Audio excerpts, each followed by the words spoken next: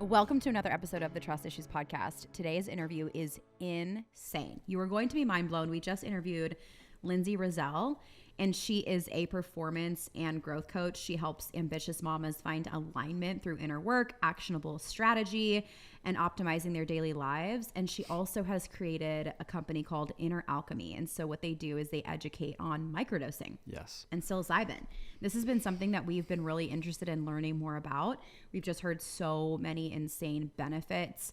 I think in the world that we live today, there's so many people struggling with anxiety and depression, Yes. and also things that are just like kind of in between. Maybe they're not even clinically diagnosed, but there's something that they're struggling with: creativity, ADHD, productivity, yes, you know, and motivation, just getting out of your own head. And so you're going to be mind blown. This episode blew us away. We learned so much. She shares education and tips on microdosing. She shares some of the science behind it. We loved it. Yeah, it was amazing to see all the step-by-step process of what goes into it. It was very eye-opening, so very excited.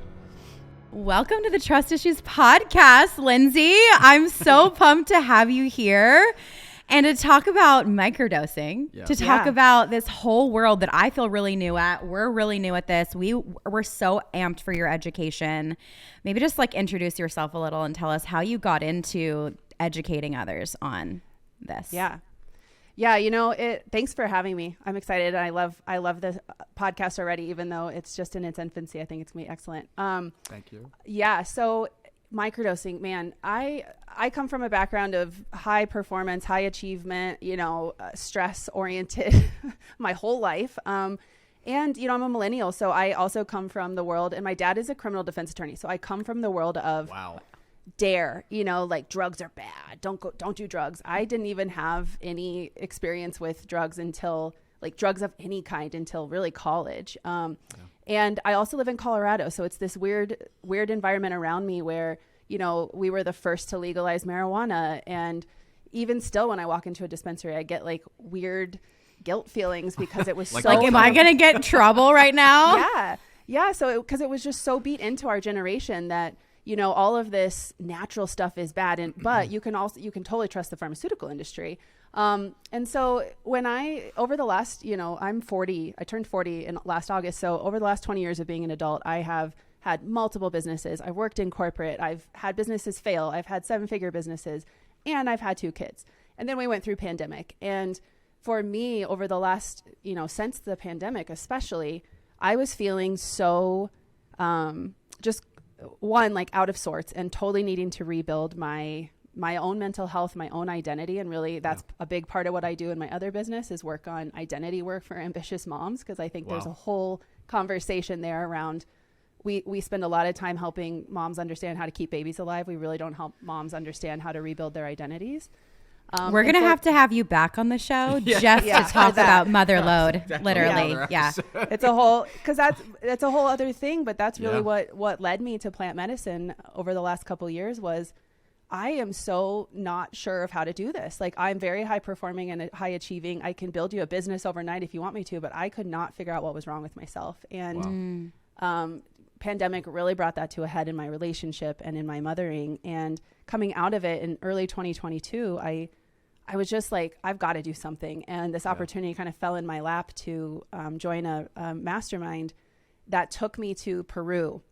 Wow. And we sat ayahuasca in the jungle of Peru, right on the Amazon for 3 nights in May of last year. And the whole intention of this mastermind was to leverage plant medicine to foster creativity, do a lot of inner work, and answer questions for our businesses around what's next. It was a bunch of people who are entrepreneurs and who had a lot of success, but we're all kind of questioning what's next. And so I sat ayahuasca 3 nights in a row, and that's a whole other story because it was so much unlocked for me around this like high performance mindset and around motherhood and how my identity had just been kind of shelved to deal with young kids and then pandemic and my relationship and all this stuff. And I came out of that experience going, wow, okay, like I am broken down. How am I going to rebuild and integrate all of this stuff? And luckily I had great guides and great support through all of that. And one of the things that we did upon coming back, once the ayahuasca had kind of cleared our system, they gave us a month or so. We did 90 days of guided microdosing of psilocybin. We also had the opportunity to use LSD, which is another conversation we can have. But today I'm going to focus on psilocybin because what I do now is really focused on just mushrooms. But LSD microdosing it's a whole world in and of itself and super interesting. But we did 90 days and it changed my life. Like, it showed me that I don't need my Ritalin, which I've had a prescription for since I was in college. It showed me that this whole like mommy wine culture and using alcohol at the end of the day and like how that's been glorified was really, not that I was doing that a lot, but pandemic had created some habits of like, I'll just have a glass of wine. I'll just have a margarita. And my sleep was shit and all this stuff, and getting into microdosing and really understanding to put an intention behind it gave it so much more power. And I got through that first 90 days of it last year and I was like, wow, I need to keep doing this. And when I started to look around at where to get it, how to learn more about it, all of the kind of, I'd say the legalities, but also the perception. Sure.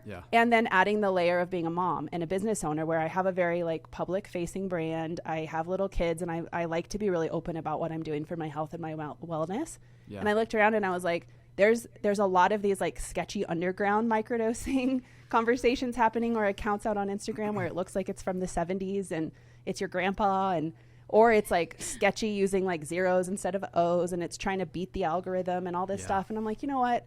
I want to just present this in a way that I would, if it were me looking at this brand and this company teaching me about it, it's something that I would believe in because I'm an entrepreneur. I've built so many businesses, so many brands. I like brand aesthetic. I like tone. I like to know who's behind the company. Yeah. And so me and my business partner were like, you know what?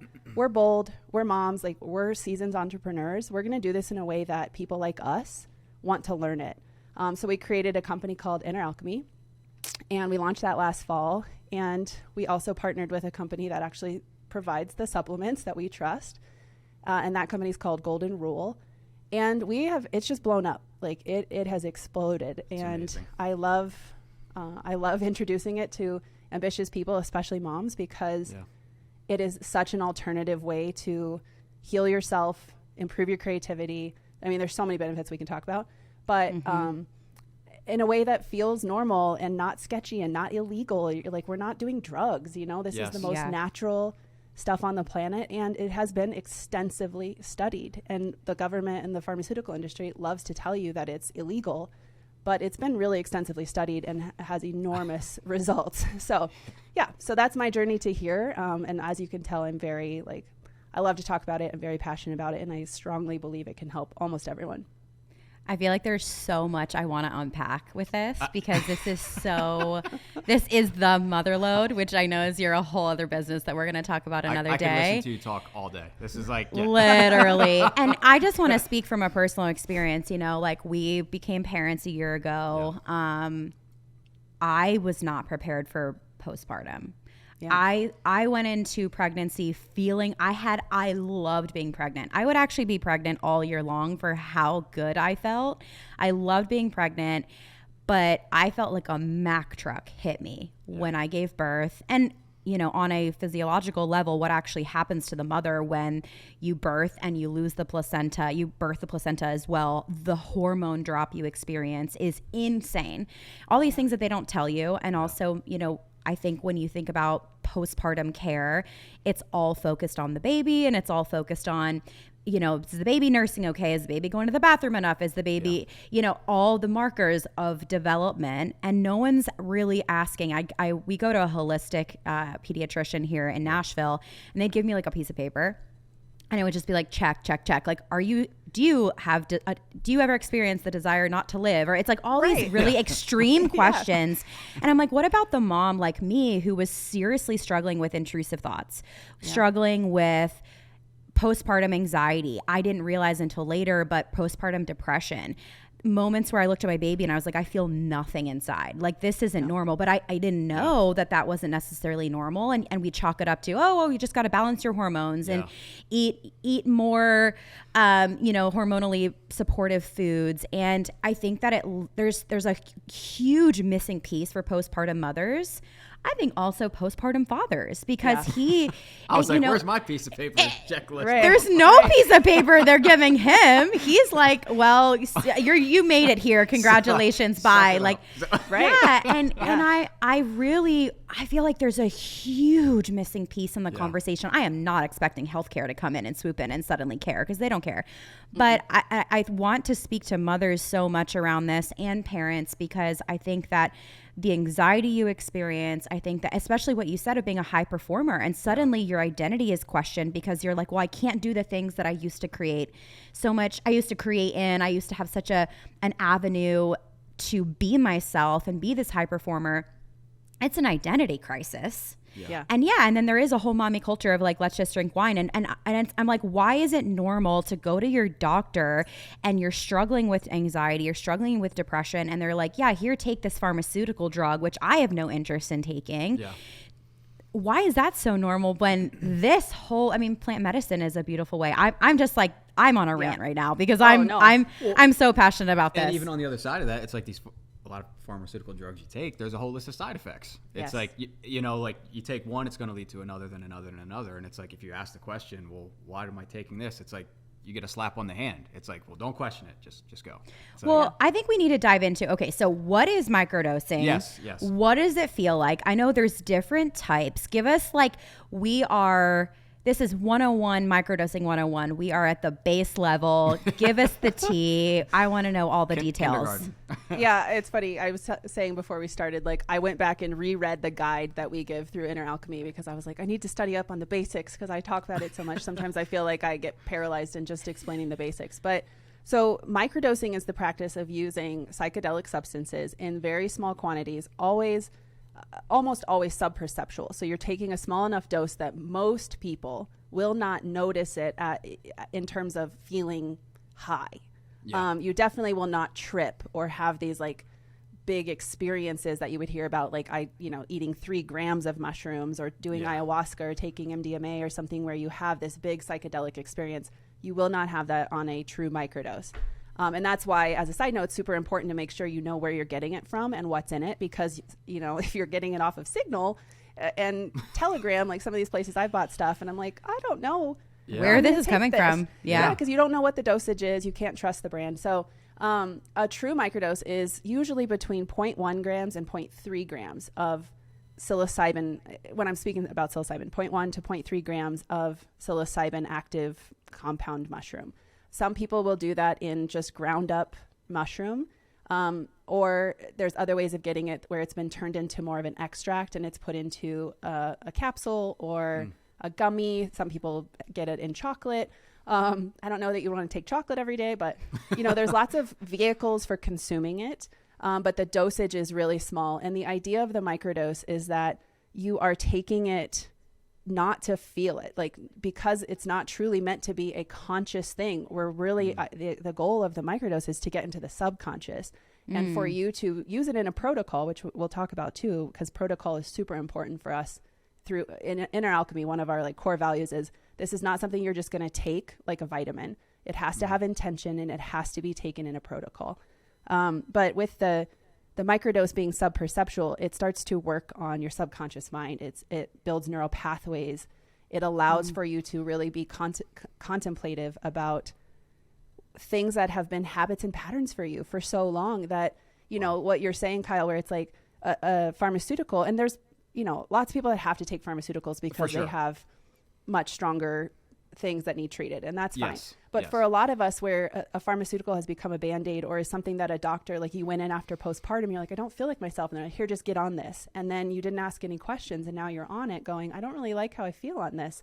Yeah. One of the things that the plant medicine does in those cases is you start on psilocybin microdosing, you go, I don't know why I feel this way. I don't like how I feel right now. And the medicine can work in you to go, okay, Erica, like, let's look at what's going on.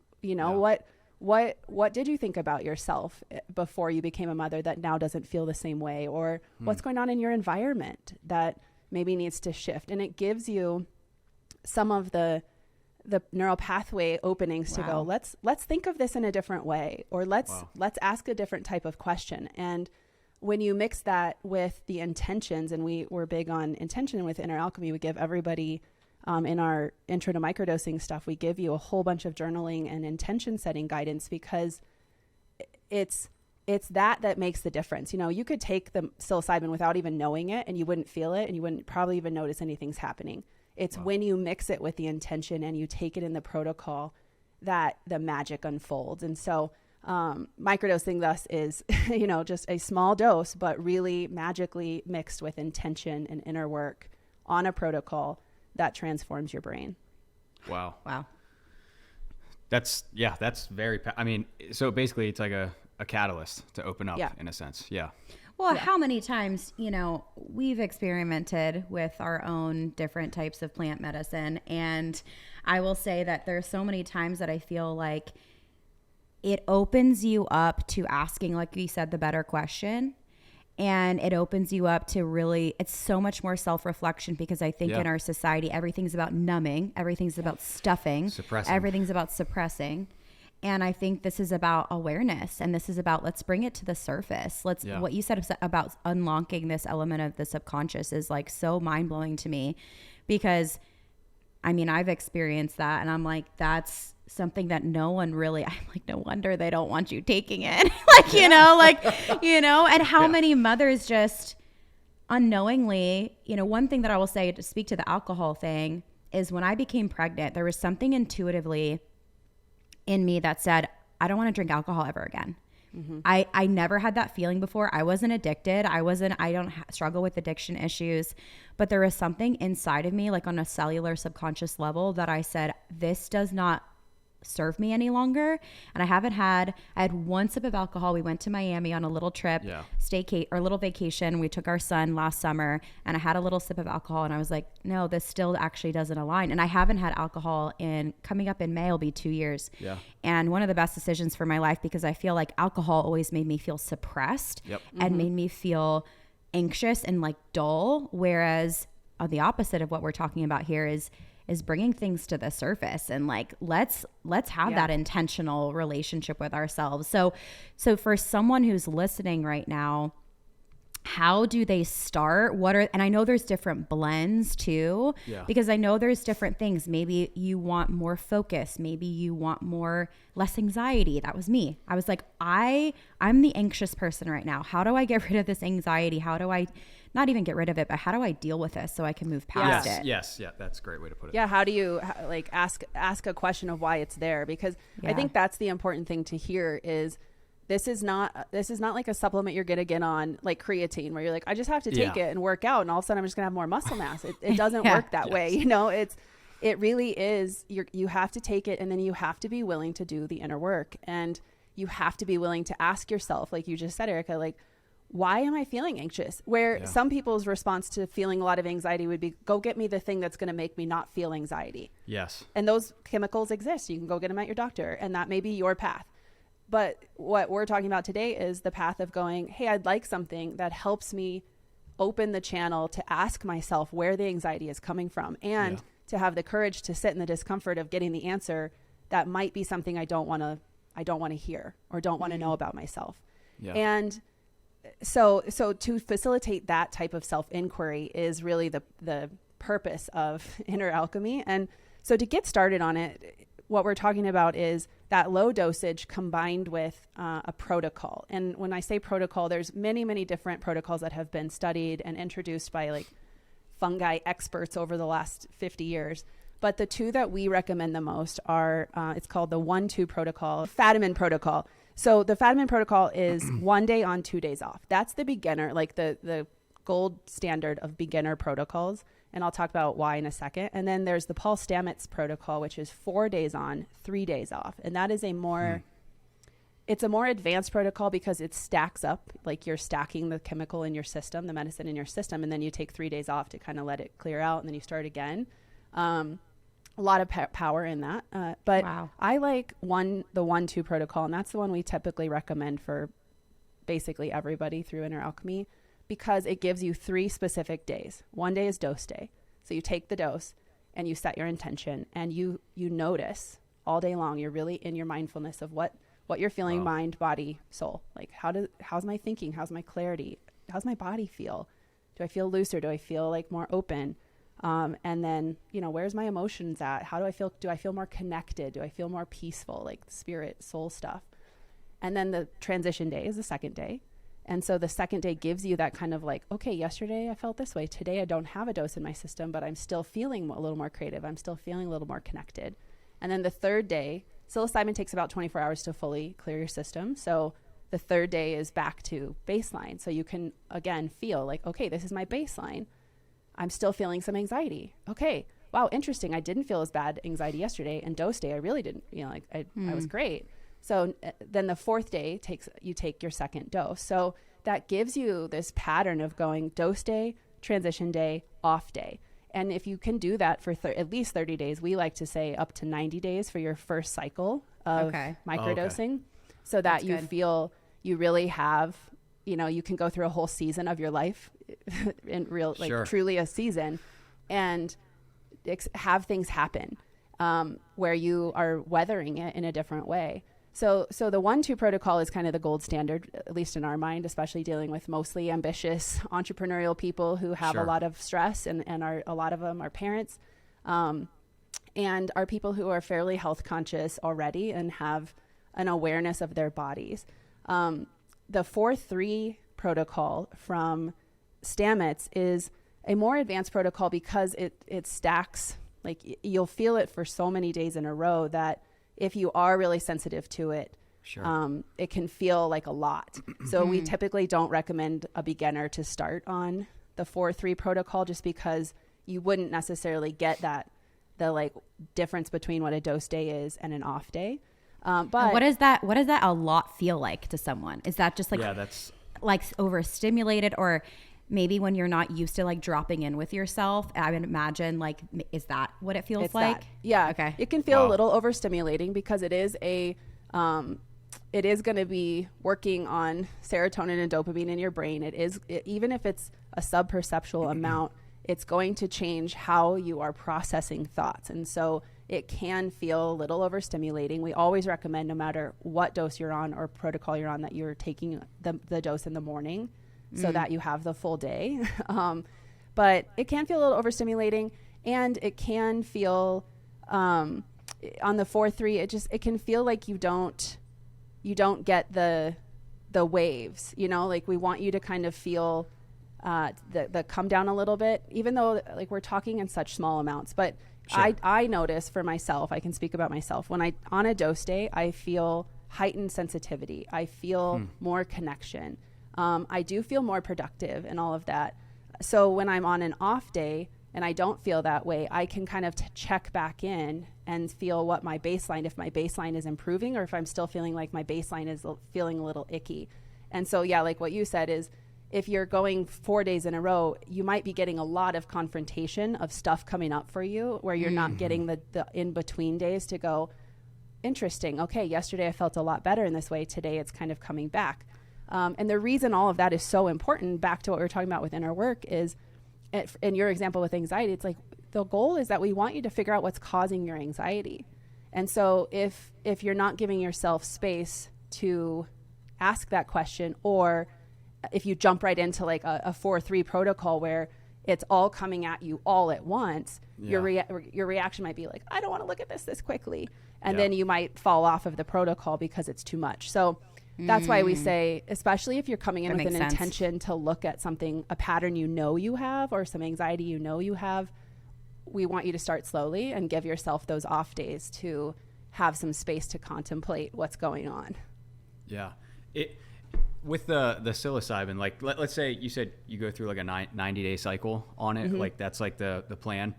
Is this something that as you go through a 90-day cycle, and I don't know, let's say a year passes and some of these feelings surface again, and you're like, oh, I want to get back on this program. Will people need to take more? Like, will your body adjust to a certain amount, or do you understand? Like, yeah. No, that's a great question. So typically the kind of the accepted wisdom based on research and lots and lots of anecdotal stories over the last many, many years of people doing this is that you do want to take breaks. Especially if you're doing 90-day cycles, it's good to take like a 2 to 4 week break. Some people will say even a 1 to 2 month break between long cycles like that. Okay. for two reasons. One is, yes, you will build up some tolerance over time, not in the way that you would with like THC or something like that, but tolerance in the sense of your ability to perceive the difference between a dose day and a non-dose day. The other important aspect of this is that's why we don't want you to take it every day, because it does, your body will start to acclimate to that. And if you don't give yourself a little bit of that wave, you don't get the neural pathway changes and you don't get the inner work aspect to come through so strongly. So we say after 90 days, 2 to 4 weeks at least of a break, and then you can start another cycle if you want to do another 90 days, or you can kind of go at your own intuitive pace. And so what I do is I will typically I'll usually go a 30-day cycle, take a week or two off, start another 30-day cycle, maybe a 60-day cycle. I'm testing out a lot of new blends these days. So I'm like, okay, I'll do 30 days of this blend, take a 2-week break, start another blend. So a break is important for both the sensitivity of your perception and also just to give yourself like a clearing out, to give a new intention for the next round. Almost like finding your new baseline in a sense of like, okay, this is how I feel. This is where I'm at. Yeah. But there's no science and not anybody that I know of that says you only have to do 90 days and then you're kind of done. Microdosing is one of those things that you can literally do for the rest of your life, especially if you're somebody who's like us, where we're intellectually curious and we're obsessed with self-improvement. And that's really the energy of Inner Alchemy, is like, this is something where no matter how much you're taking or how long the protocols are or how many years you've been doing it for, it's another catalyst to go deeper within and to know yourself better and to be a better version of yourself. I love that. Wow. Yeah. So obviously you keep talking about neural pathways. So we need to like go deep on the benefits of this, because to me this feels like supplementation. I mean, we're super into taking our own supplements. Our own health is our top priority in our life. I've taken adaptogenic mushrooms for years, reishi and turkey tail and all of that stuff, cordyceps. But this is like the science piece I want to like nerd out over a little bit. Like, talk to us a little bit about, you keep saying neural pathways, so I want to know about this. Yeah. So the analogy I like to use for a neural pathway is, and I'm from Colorado, so this works for me, is you imagine like over your life, the snow falls. Like there's just snow piling up. And you and your brain need to get from the front door of your house to your car. And you need to get from the front door of your house to, the grocery store and to work and to your relationship with this person, and all these metaphorical pathways that you need to have to leave your inner home and go have a relationship with someone or go create something in the world or whatever it may be. And as over life, our snow falls, right? And so you shovel a certain path to your car, you shovel a certain path to the grocery store, you shovel a certain path in a relationship with someone. And over our life, snow continues to fall. So we constantly have to kind of shovel that same path off to clear it out. And most of us, it's the most comfortable and the easiest to just clear that day's 1 inch of snow off of the path we've already cleared, instead of choosing a new path to the car every day or choosing a new path to the grocery store or whatever. Yeah. And when we talk about neural pathways, what starts to happen is that pathway becomes habitual and it's iced in now, and it's actually hard to leave that pathway. And when we look at our lives and you go, God, I have this neural pathway in this relationship with this person, or I have this habit with this thing or this pattern over here. I'm like in a whole journey with money right now Lindsay, like in my life. And I'm looking at all the neural pathways I have around my beliefs around money. And I'm like, God, that is just a habitual thought. That is not true in my life. That is not true in 2023. That is shit that I learned when I was 10. That is shoveled into my pathway from my door to the money. And what psilocybin will do, and these microdosing practices help you with, and big heroic doses of psychedelics can do this too. Yeah. They go in and they just like snow blow the whole thing off. And you're just like, wow, okay, like let's just clear this out. And then you get to choose a new path out to your car. You get to wire in a new path to the grocery store, a new way of being in relationship with people.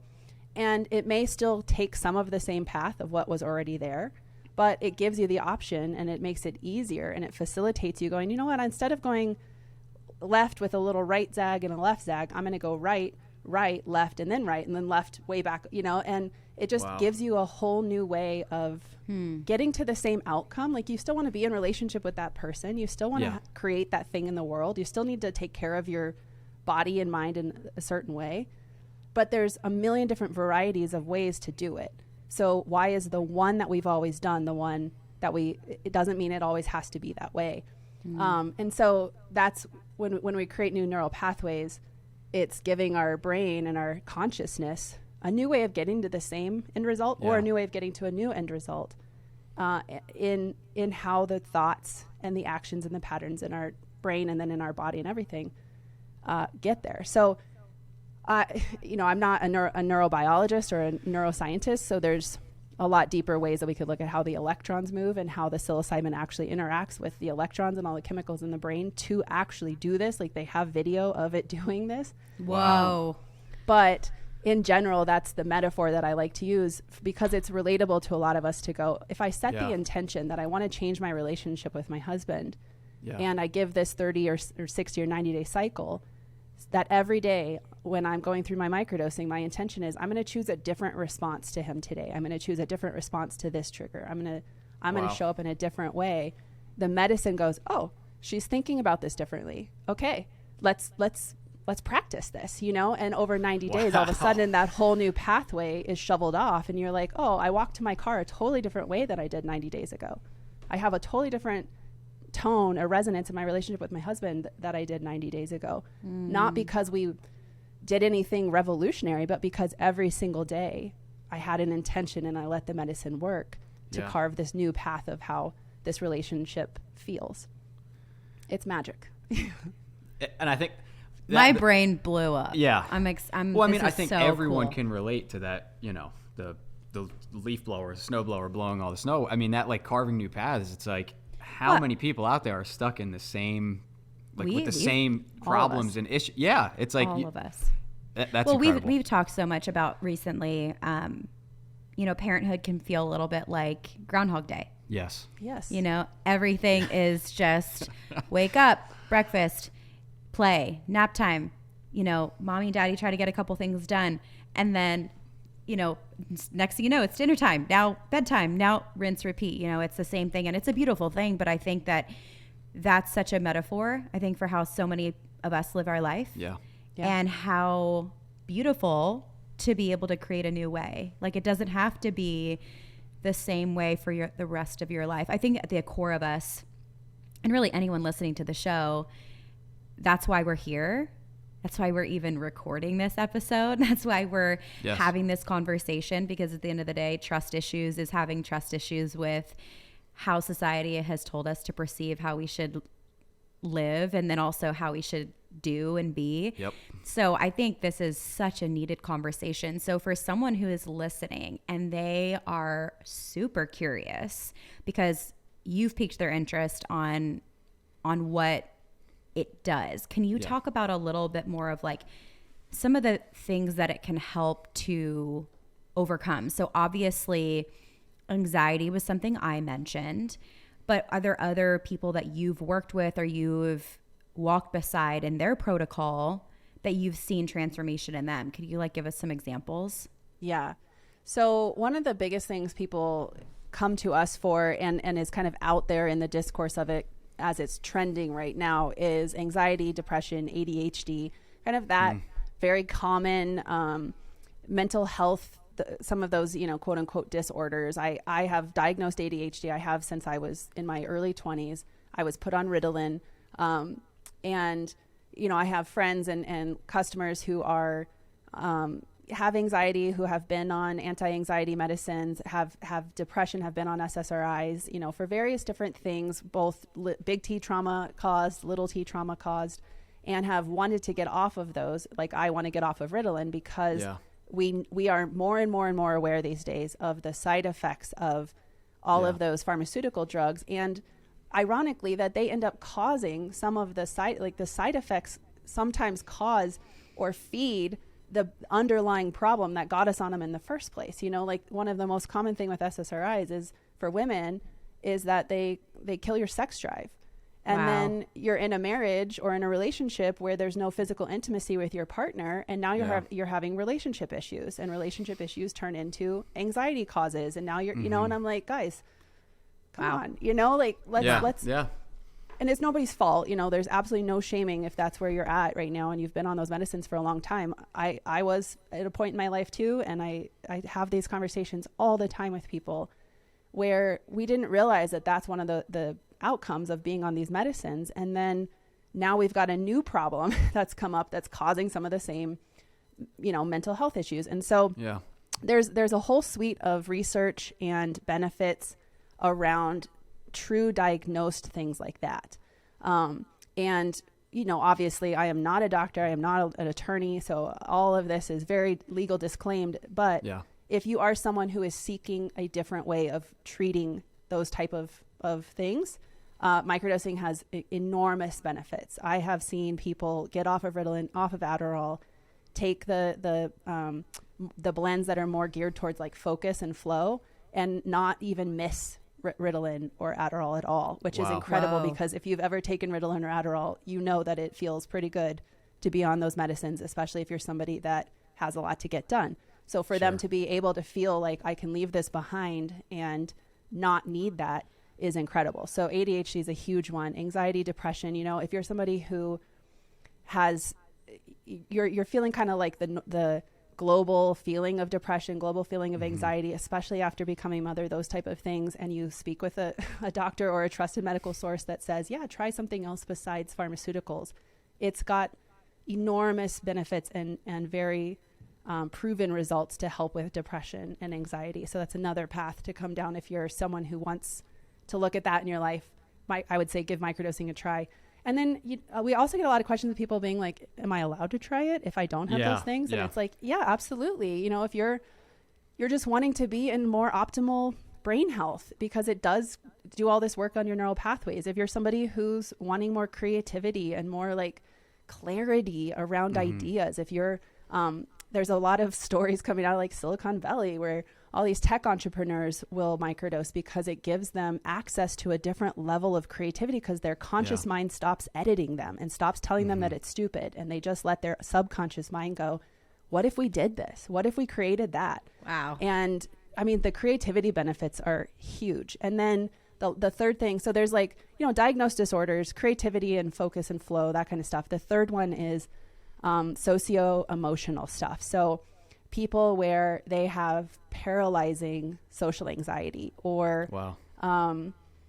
you know, they're feeling like, I don't know how to relate to people, or I just feel really different. Like not in a depressive or anxiety way, but in a identity way of, I just am having a hard time connecting in relationship. The microdosing protocols with intention put around it, around knowing yourself better and feeling more confident. I've seen people transform in their ability to form new relationships, not necessarily even intimate relationships, just friendships, because the psilocybin unlocks like this layer of self-love and confidence in myself and the ability to articulate who I really am without feeling like I'm going to get judged or shamed for that. So I think those are the three main avenues people come in, is like, I have a disorder of some kind that I want to treat in a different way. I'm looking for more creativity or focus or flow, but I'm not trying to treat something, or I'm feeling like disconnected in relationship. And I want to start with relationship with self as a way to go build relationship with others. Yeah. My mind is just going a mile a minute. This gives me chills. It gives me hope having these conversations, because I feel like we have been on such a just loop of the same old thing year after year with like, oh, like just take this medication, just do this. Oh, you're depressed, go out and party for the night, go have fun. And it's like, they don't, that lifestyle. I mean, I know a lot of people still do that, but it's like that lifestyle doesn't serve at least us anymore. It's like, you feel way worse. You know what I mean? It's like, there's, I think, disclaimer to the listeners, that's not a recent lifestyle choice that we chose. But however, you know, when we were young and we were in college and we were just doing what society said you do. Yes. Yeah, for sure. But then, you wake up the next day and you're just like, oh, like this just you not. feel worse. There's an emptiness and there's a hollowness 100%. there. Well, and I think, and honestly, it doesn't even have to be that juxtaposed of an extreme, because a lot of us are like, sure. oh, I was Thank that you. way 10 years Yes. ago. But Yes. but you know, the habitual caffeine in the morning to wake Yes. myself up, and then wine at night, alcohol at night, or THC at night to calm myself down. And you're still on this cycle of upper, downer. Yeah. Can you because talk about leveling off is hard. Can you talk about the difference between THC and microdosing? Because I think I was literally that's going to ask that's a that. good combo. Yes. Yeah. So I'm not an expert on this at all. But Sure. I'm happy. Like, this is a great question that I can come back with more info and we can share once the episode's live. But Sure. my understanding, actually, there's interesting here in Colorado where I live, and there's very much openness around all these substances and research for these substances. Mm-hmm. There's more and more people talking about microdosing THC because it actually does have a lot of really good positive qualities for some of the same things we've been talking about, where it does kind of take down the wall of inhibition. It does make you feel more open and more expansive in the heart space around connection with other people. I don't know what's been researched on THC in terms of neural pathways. What I do know is there is a lot of research that says THC actually damages the brain. Wow. And I'm not an expert on that, but we can definitely find some We'll stuff have to. and Yeah, share sure. it. But, you know, I think the other thing with THC in our culture is that it has such a reputation for being like a stoner drug. Yes. Right. And so it will be hard to overcome the reputation of its benefits for this type of like optimal living and self-improvement. Whereas psilocybin has always had that. It's been researched for that since like the 50s. Yeah. It just got like clobbered by the pharmaceutical industry because it is so powerful and so safe in most ways. It is a very, very safe substance for you to take and have results without side effects and without, you know, you don't really need a high quantity of it. So, but in general, you know, I still take some THC, especially in microdose mixed with CBD for sleep on days where, my brain is wound up or where I have added caffeine into the mix.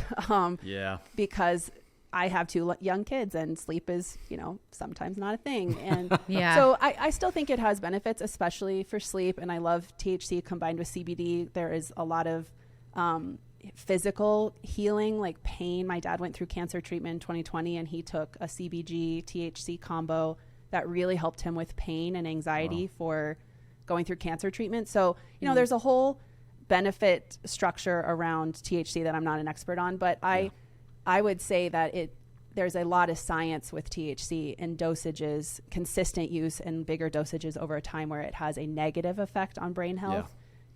Psilocybin is totally the opposite. So incredible. Okay, so someone wants to start microdosing.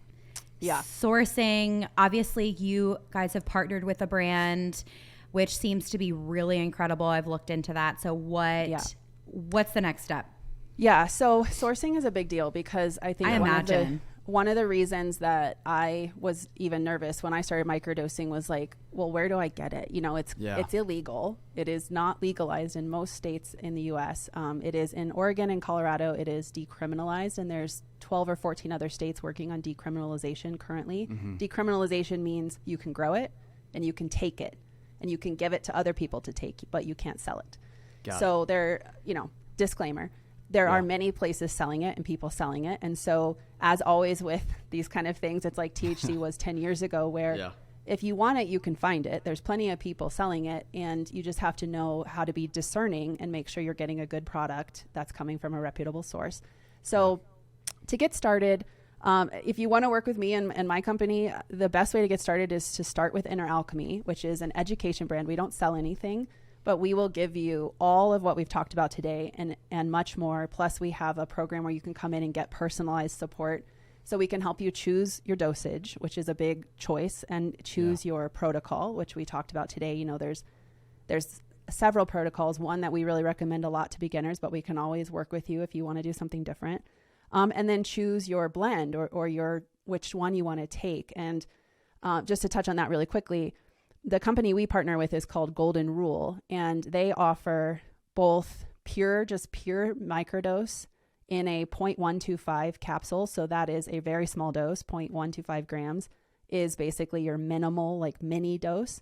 So if you want to start with just pure psilocybin in a mini dose, you can buy, they have two different strains. You can buy, one is a strain that's a little more of like a activator, and one that's a little more of a calmer. Or they have two different blends you can buy. So you can start with really low dose, really pure single strain, and just see what you feel like. Or if you know, like, hey, I did mushrooms before, I know my body really well, I'm pretty sensitive, like I will know what to feel for, and we can help you make this decision with Inner Alchemy. We can refer you into them for one of their blends. There's a focus blend. It's called Flow, and it's for like focus, creativity. It has lion's mane and cordyceps in it, in addition to the psilocybin. So it's going to have a little bit, cordyceps is going to activate you a little bit more. And then they have a blend called Calm, which is psilocybin, lion's mane, and reishi. So it will calm you a little bit more. It's much more grounding. And the response that we've heard on that one is it feels like clarity. Like you just, you take it and you're just like, yeah, I get it. Like I see it, I feel it. Wow.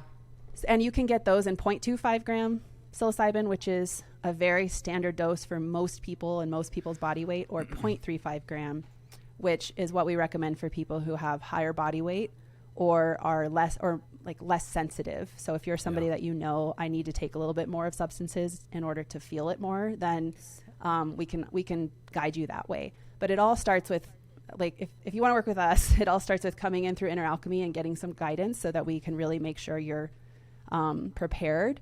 And then in general, if you don't want to work with us, or if you've already got kind of a connection, I would say you just really, really need to be careful about dosage and quality, to make sure that what you're getting is pure and true.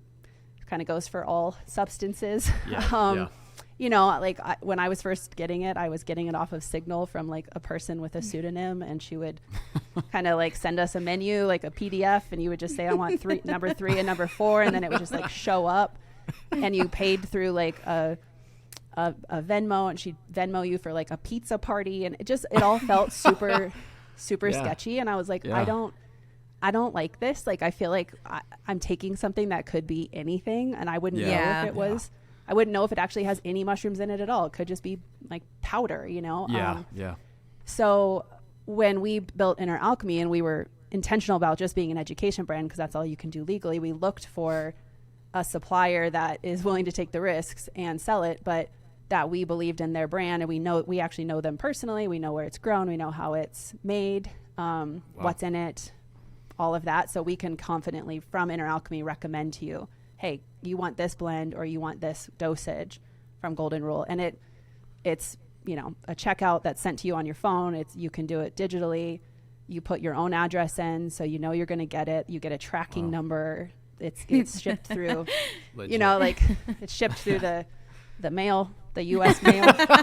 So like, hopefully no one from the U.S. mail is listening, but I mean, much worse things are shipped. So it's discreet. Yeah. It comes right to your door. Like, nobody knows what's in it. It's in a glass jar. Like, you know, I know, Erica, you got some of it. It looks I got the Calm blend. Yeah. I love that you mentioned. Yeah. That's my favorite one. When you said it gives you clarity, I was like my soul was just like, because disclaimer, I haven't tried it yet. And I was waiting to hear more from you. And like, I was like, I just want to nerd out with Lindsay and hear her tidbits on this, but it makes me really excited to try it, because I mean, that clarity piece, I think especially when you're a mom and you're like, as a mom, business owner, running multiple businesses, and a wife, and just a creative, like actually truly, like at the core of me, I'm a creative person and I love to create. There's so much noise that I feel is constantly in my head. And that actually has been one of the hardest things for me to navigate in this season, is like, especially when you're a mom, you feel like you don't get any time to just shut off, and it's like as soon as bedtime happens is when my brain starts going crazy. And so to be able to have those moments during the actual day, to have clarity, to have self-reflection, have intentional practice with myself, I'm excited for that. So I'll keep you all posted on how it goes. Yeah. Awesome.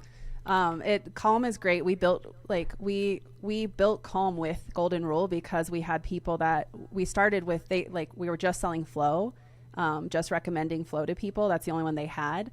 And flow is, we thought like people would really love the focus and like the creativity, but it is activating. And so if you're somebody who's already like a little high strung like us, you know, where I don't need that. Like, I don't need more activation. I actually need something that opens up all these pathways, but feels like a little lighter touch. And so we worked with the company to formulate something that would address that, especially for moms, because a lot of the feedback was like, this is activating and I want to be more calm.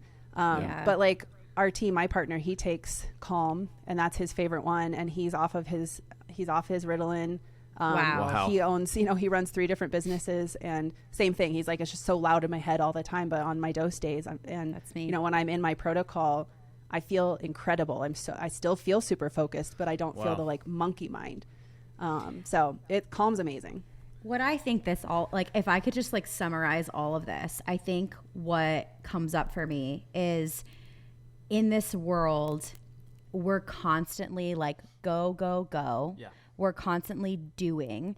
And it's almost like I watched this TikTok the other day, and it was actually funny because the girl was saying, you almost have to have an entire day on top of the day that you already have just to take care of yourself, to do your cold plunging, to do your red light, to do your, meditation, to have a moment to, I don't know, get in your magnesium mineral bath, like all of these things in order to manage. And I was laughing because I was like, this makes me feel validated to manage the anxiety, to manage the stress of just life in this society today. And I almost feel like this is such a beautiful answer to that, because yes, you can do all those other things and you can have a self-care practice, but this kind of feels like it just like backs up everything, and it allows you to just be with yourself and to address what is coming up, instead of where sometimes self-care can just kind of be like the Band-Aid or like the whack-a-mole, to be like, okay, well, I'm not feeling so great, I'm just gonna go jump in the sauna, or I'm not feeling so, like, I'm gonna go do the float tank. And this is actually like, let's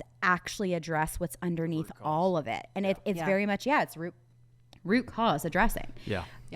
I'm mind blown. I'm so excited. The only thing I was going to say is like, I think you really opened the door with this conversation with like, because there's so many people, and I can say I was one of them. It's like you approach hearing about psilocybin or just anything, and you're like, well, it's just going to get me high. You're like, I don't want to be high, And then it's like, I think a lot of people are like, well, I don't want to take that because you're going to get high, and it's like, that's not, that's not where we're going. No, not. Like the very first day I microdosed, I'm not even kidding. I like cleared my schedule. I planned to have my kids out of the house. That's why I haven't done it yet. Like I seriously, I was so nervous. So like, lock let's normalize and totally demystify that the first day you do it. I still recommend that, because I cannot guarantee what's going to come up for you. Sure. You're not going to get high. You're not going to like, the walls will not melt. As long as you only take one pill, don't take the whole freaking bottle. But if you take one pill, the walls will not melt. You will not see colors and visuals. You will not like meet God. But you may want to have the space cleared. You might not want your kids knocking on the door all day, because it will activate you in a way. And you do want to be able to be sensitized to, okay, this is interesting. And like you just said, like, it's this big meta moment of going, I want to feel what is really going on inside of me. And if you stay in the exact same pattern and you let the same stimulus happen to you, then, it's going to dull down your sensitivity. So your first day, you're not going to be high, but I do still want you, it's okay to be nervous. And I do still recommend that you treat it like a ceremony, and you have at least the first day, you have the ability to sit in reverence to what's happening, and to give your body and your mind like this strong intention of healing. But the walls won't melt, my friends. Yeah.